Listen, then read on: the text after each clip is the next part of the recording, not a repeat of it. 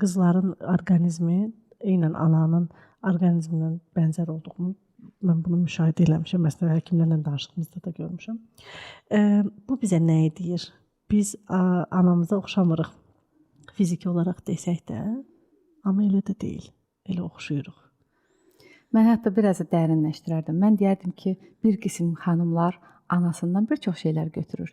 İstər orqanizm olaraq, istər xarakter olaraq, psixoloji amillər baxımından və yaxud da ikinci bir istiqamət mən deyərdim ki, bibilərinə də oxşarlığı var. Yəni ata xəttindən olan xanımlar.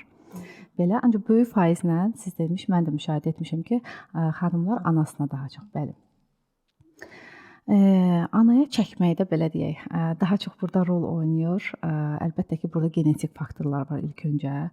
Ancaq tək burada ana deyil də. Çünki ananın da anası var, anasının da anası var. Mən Nərmin olaraq həm anamın anasından, həm onun anasından, ana nənəmdən və s. bu nəslin xanımlarından, bir qism də bəylərindən müəyyən epigenetik xüsusiyyətlər daşıyıram.